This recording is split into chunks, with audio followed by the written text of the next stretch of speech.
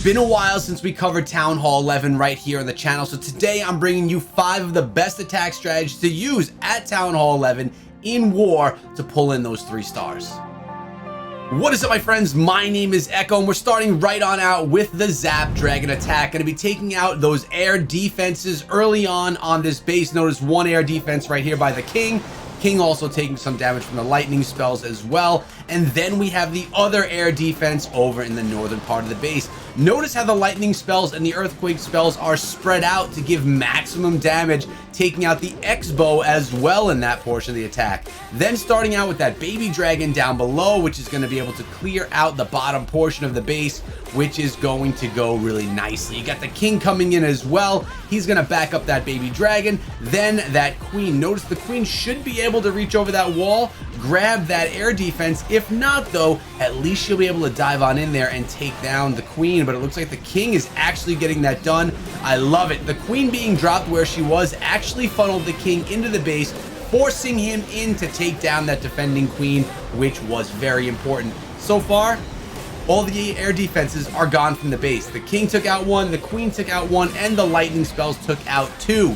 Now it's time for the dragons and that Grand Warden to storm the rest of this base. The Eagle Artillery is still raining down, but because of that Grand Warden's Eternal Tome ability, he's able to just put every single dragon into safety as they pass on through. Now, there is a Lava Hound in the defending clan castle. Remember, Lava Hounds in the CC, they're going to slow down your attack. They're going to tie up your queen. They're going to tie up your dragons as well, and that happened, but it's all good. Everything is okay as the dragons are continuing through the base.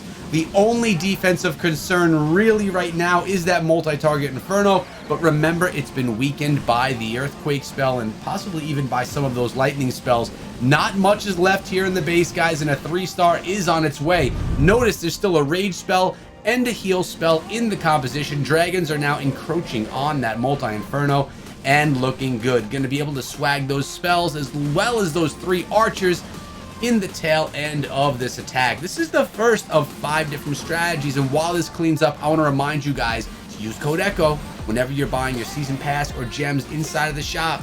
Whenever it's time to upgrade stuff, think of me, guys, because I got your back here inside of Clash of Clans. The next attack here today is a Zap Lalo with 8 lightning spells, 1 earthquake spell. These spells are going to be able to completely lightning out the core of the base, taking down those multi-target infernos and those air sweepers as well. So the Lalo can path really nicely just straight around this base in a donut shape. It's going to work out super well. Notice the baby dragon securing the town hall down below. We had a super wall breaker break on in there. The King is going to be able to dive on in and take down the enemy defending queen. Remember, you got to take down that queen. If you don't, your balloons, your lava hounds are going to be wrecked by that queen. So you got to dive on in and take that queen out of commission. Also get that clan castle lore, which, as you can see, baby dragon, witches as well on that one. King is diving on up to deal with that. The queen, she's going to stay back and completely shut down the rest of those witches with the poison spell as well. Notice the funnel has been set. The base has been cut down. Now the Lalo is going to work its way around from the western side of the base up to the north, then over to the east, and then back down south. And the heroes, they are still, actually, I take that back.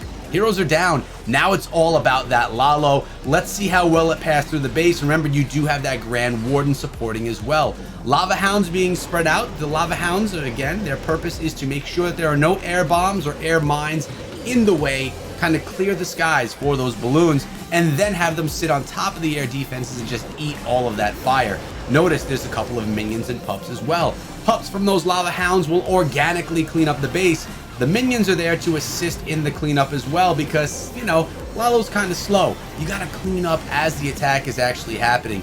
Haste spells are going to make your balloons faster than rage spells. Rage spells make them faster and they make them stronger. Haste spells just make them even faster than a rage spell would, but their strength is not affected. But balloons are strong enough already. You don't have to worry about how strong the balloon drops are. You just got to worry that they get where they need to get quickly. And that's why the haste spells are going to be your #1 choice when you're trying to move balloons around the map. Right now, everything is being cleaned up. It's all about cleaning up the rest of this base. Nothing more needs to be done. Minions, hups, balloons, Grand Warden set on air are gonna make sure that this base is done and everyone can say goodnight, pulling in that 3-star. Really fine example here out of how to do a Zap Lalo. Here again is the composition in case you missed it. Now we have a Super Archer attack. A little bit off meta, not something you see all the time. I don't know if you're into the whole Super Troop thing, but Super Archers are a lot of fun. They have that crazy range, and on top of that, they pass through any structures and hit the ones beyond them as well, doing some really great damage. It's essentially a large healed kill squad into the base that's gonna then just tear everything apart from the center. And notice we got the skeleton spell right there, beating down on the Eagle Artillery, and they're all invisible at the same time. Honestly, I don't even know that the second invisibility spell was needed. I think that the Archer Tower would not have been able to take them all down, but being safe is better than being sorry. Make sure that you pull that in. Now we got this queen going on from the top of the base. You got to keep that queen up. She's taking a good amount of fire right there.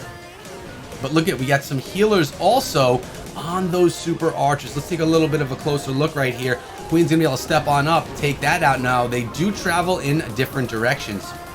Essentially, Queen walk down the northern side of the base, and you have a Super Archer walk down the western side of the base. Pretty cool stuff. Super Wall Breaker is going to open up that compartment, let these Super Archers get completely in, and man, it looks cool when they go crazy to fire. Queen's getting raged up. Now notice she doesn't have the 4 or 5 healers that you're normally going to put on top of a Queen walk, because you got, I think, 3 on the Super Archers and 3 on the Queen, something like that. And those Super Archers, they are doing some serious work. King is going to be there just to try and take out and tank that mortar, but these healers are keeping those Super Archers up. The poison spell helped clean up that Lava Hound from the Queen, the top of the base, and right now, Super Archers shooting straight on through that multi-target Inferno. That is the primary next target, and it goes down very quickly as well. They're going to path their way around. Now, they're going to get stuck for a while. No more wall breakers, no more jump spells, no quake spells to get them through. So now they're just going to kind of shoot their way. Look at, they can damage that King though as well. Look at this, damaging him from far. These are definitely fun troops to play around with. They could be a little fragile if they get into too much fire in the center of the base, but if you could path them properly and you could keep those healers safe, keep those Super Archers out of crazy fire, you could pull in a sweet triple like this one. The Queen goes down. All that means is the Super Archers, they're going to get a little bit more healer support, as is the Grand Warden. Let's see right now, eating up one of those air mines. The Super Archers are going to shoot over the walls, take down that bow, then the final Teslas as well. We can't speed this one up because we got to make sure that it all goes down. We got to see exactly what needs to go down here. Mortar gets beat. I mean, now? Okay. Now we can, because that is a definite triple on this one. The Super Archers all staying alive, staying together, clumped up, and getting all of that healer support as they path on through the base. Definitely a more difficult attack strategy than some others that we saw, possibly that Zap Dragon, but when you pull this one off, it feels really good.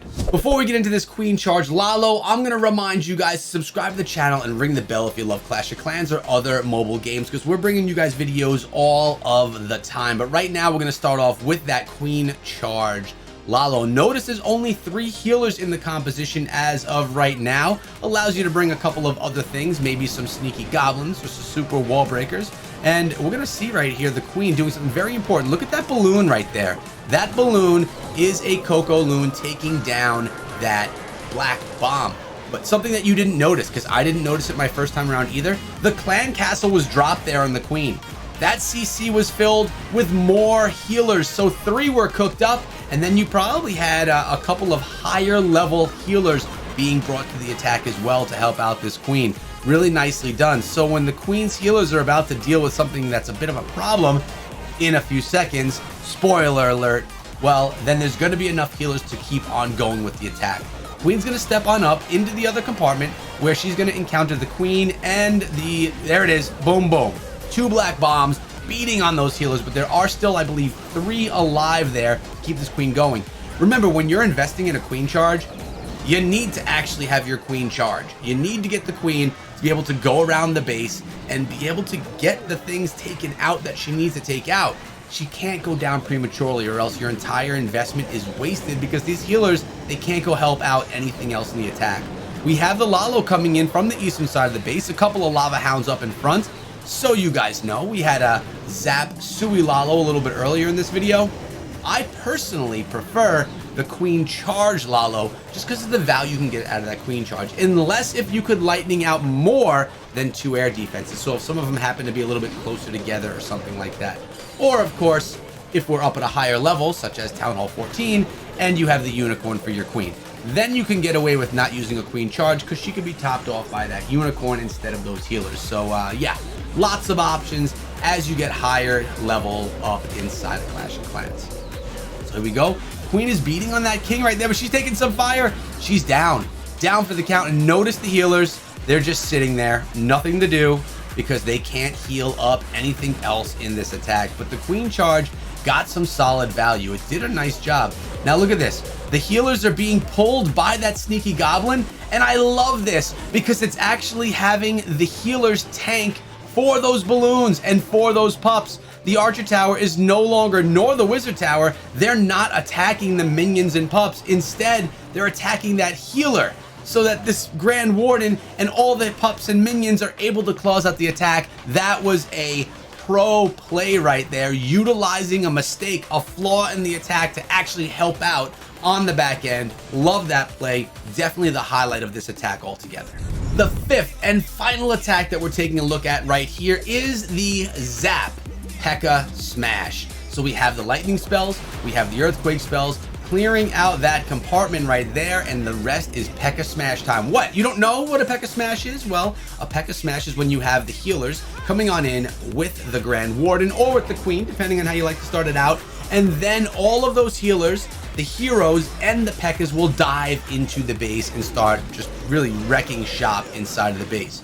Now we have the King with a couple of witches behind. Love that. Taking down the Town Hall. Notice the Pekkas were there as well. Not only that, the funnel has now been set as well. So the King is going to be able to go around the outside. I love that this one Pekka is diving back on in with the attack. Queen is going in. We want those healers to join on up. There's a couple of... what else is in there? Oh, okay. Headhunt. No, we have those super archers in this attack as well. Going on in. They must have been coming through in the clan castle, giving that crazy range as they push into the attack with those Pekkas, with the heroes, and with all those healers. Really nice looking stuff so far. One more rage spell, which I wouldn't mind seeing dropped right about now on everything as it's going into the center of the base. A rage spell right there could show some really good value, and there it is. Loving this. It's going to take down the defensive clan castle, get everything all worked up as they go into the final defenses around the base. Notice we have the witches right there as well. They're trying their best to spam out the eastern side of the base. Queen, with her ability intact, is gonna she's able to lead the charge here with those Pekkas, with the King, with the Warden, most importantly with those healers, and just push through the rest of the base.